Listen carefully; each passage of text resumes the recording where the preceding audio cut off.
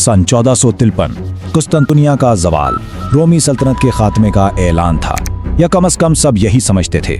लेकिन तारीख का एक आखिरी बाब अभी भी लिखा जाना बाकी था। रोमी सल्तनत की आखिरी शमा एक दूरदराज साहिली शहर त्राबजोन में कहीं टिमटिमा रही थी। तो आज चलें इसी भूली बिसरी कहानी को जानते हैं। तो सोचें, 1453 में कुस्तुनतुनिया की दीवारें गिर चुकी हैं।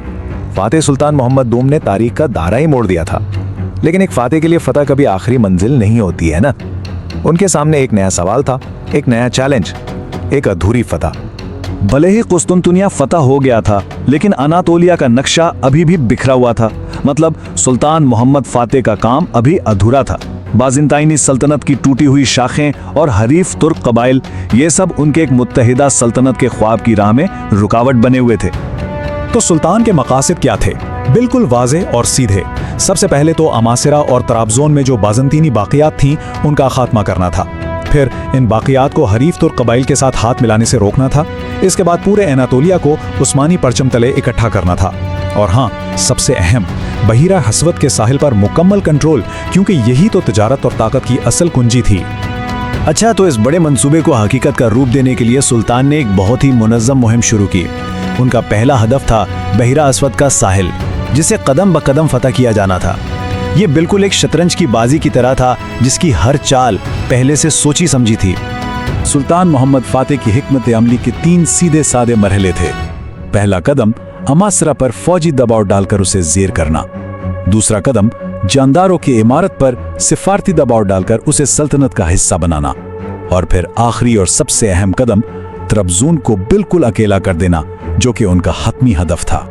तो पहला निशाना था अमासरा, जो उस वक्त बहरी कजाकों और बागियों का गढ़ बना होता। सुल्तान ने कोई मौका ही नहीं छोड़ा। एक तरफ से महमूद पाशा 150 बहरी जहाजों के साथ समंदर से हमलावर हुए, तो दूसरी तरफ सुल्तान खुद एक बहुत बड़ी जमीनी फौज लेकर आन पहुंचे। अब अमासरा के लोगों ने जब खुद को लोहे के शिंचे में पाया, तो भला मुजाहमत का सवाल ही कहां पैदा होता था। उन्होंने बगैर लड़े ही हथियार डाल दिए। और जब सुल्तान मोहम्मद फातेह ने इस शहर की खूबसूरती देखी ना, तो वो हैरान रह गए और उनके मुंह से बेसाख्ता निकला, क्या ये चश्मे जहां हैं, यानी दुनिया की आंख। इससे पता चलता है कि वो सिर्फ एक फातेह ही नहीं थे, बल्कि हुस्न के कदरदान भी थे। अस्मारा के बाद सुल्तान ने अपनी नजरें जानदारों की इमारत पर मरकूज की, लेकिन यहाँ उन्होंने तलवार की जगह सफारतकारी का इस्तेमाल किया। उन्होंने वहाँ के हाकिम इस्माइल बई को एक वाज़ेह चॉइस दी, या तो इज्जत के साथ नई जागीरें ले लो, या फिर उस्मानी फौज के कहर का सामना करो। इस्माइल बे ने ज़ाहिर अक्लमंदी का मुजाहरा किया, और यूं बगैर खून बहाए साहिल का एक और अहम हिस्सा उस्मानी सल्तनत में शामिल हो गया। अब साहिली पट्टी पर कंट्रोल मुकम्मल हो चुका था, तो सुल्तान की नज़रें अपने आखिरी हदफ पर थीं, त्राबजोन की सल्तनत, बाज़ंतीनी रोम की वो आखिरी निशानी जो सदियों से कायम थी। त्राबजोन की सल्तनत आखिर ये थी क्या? देखिए, ये कोई आम रियासत नहीं थी। ये 1204 से कायम बाज़ंतीनी रूमी सल्तनत की आखिरी आज़ाद निशानी थी। कुस्तुनतुनिया के गिरने के बाद यही कॉमेनोज ख़ानदान की हुकूमत में रूमी तहजीब का आखिरी किला थी। इस सल्तनत की तारीख भी बड़ी दिलचस्प है। 1204 में कॉमेनिनुस ख़ानदान ने इसकी बुनियाद डाली। 14वीं सदी के बीच में ये बहरा अस्वद की तिजारत का मरकज़ बनकर अपने उरूज पर पहुंची। फिर 1402 में अंकरा की जंग हुई, जिसमें तैमूर के हाथों उस्मानियों को शिकस्त हुई, और इस वजह से इसे तकरीबन 50 साल की मोहलत मिल गई।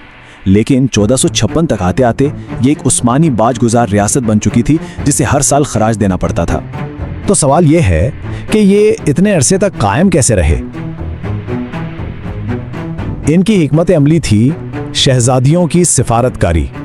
मतलब वो अपनी शहजादियों की शादियां पड़ोस के ताकतवर हुक्मरानों से करवा देते थे, ताकि अपना तहफ़्फ़ुज़ यकीनी बना सकें। और इनका सबसे अहम इत्तेहादी था आग कबीलों का ताकतवर हुक्मरान औज़ुन हसन। अब हम आते हैं साल 1461 में, जब सुल्तान मोहम्मद फातेह ने अपनी आखिरी और फैसला कुन मुहिम शुरू की। ये फातेह की शतरंज की एक मास्टर चाल थी। 1461 तक हालात पूरी तरह सुल्तान के हक में थे। त्राबजोन ने खिराज देना बंद कर दिया था, और वो अंदरूनी सियासी खलिफशार का भी शिकार थे। शहंशाह जान चौहारम के इंतकाल के बाद इसका भाई डेविड तख्त पर तो बैठा, लेकिन सल्तनत बहुत कमज़ोर हो चुकी थी। सुल्तान मोहम्मद फातेह जानते थे कि हमला करने का इससे बेहतर वक्त नहीं हो सकता। इस मुहिम की राजदारी का आलम यह था कि जब उनके एक करीबी पाशा ने हिम्मत करके उनके मंसूबे के बारे में पूछा, तो सुल्तान का जवाब तारीख में अमर हो गया। अगर मेरी दाढ़ी का एक बाल भी मेरे मंसूबे को जान ले तो मैं उसे जड़ से उखाड़ कर जला दूंगा। और यहाँ आती है सुल्तान की सबसे शानदार, सबसे ज़हीन चाल। वो ये बात अच्छी तरह जानते थे कि ट्राब्जोन का असल सहारा कौन है? ओज़ोन हसन। जब तक वो खड़ा है ट्राब्जोन महफूज है। तो सीधा ट्राब्जोन पर हमला करने के बजाय सुल्तान ने क्या किया? उन्होंने अपनी पूरी फौज का रुख ओज़ोन हसन की तरफ मोड़ दिया।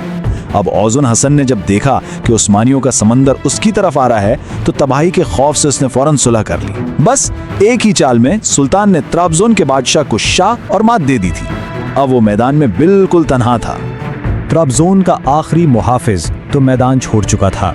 अब 257 साल पुरानी सल्तनत के आखिरी लम्हात की गिनती शुरू हो चुकी थी। ट्राब्जोन का मुहासरा सिर्फ 32 दिन चला।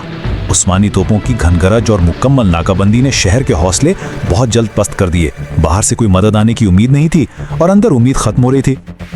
आखिरी शहंशाह डेविड के पास अब सिर्फ 2 रास्ते थे। या तो वो एक बहुत बड़ी और ताकतवर फौज के खिलाफ लड़े जिसका नतीजा यकीनी शिकस्त थी, या फिर सुल्तान के उस वादे को कबूल कर ले कि उसे और उसके खानदान को बल्कान में नई जागीरें देकर महफूज रखा जाएगा।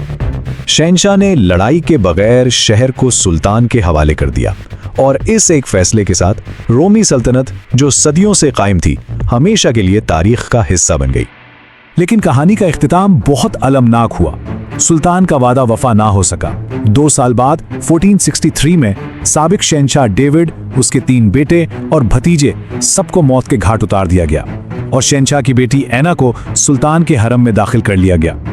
आखिरी रोमियों के जवाल के साथ ही तारीख ने एक नए कैसर रोम को जन्म दिया। ट्राब्जोन की फतह के बाद सुल्तान मोहम्मद फातेह बिलाशुबा कैसर रोम बन चुके थे और यूं रोमी सल्तनत की मीरास एक नए दौर में दाखिल हो गई।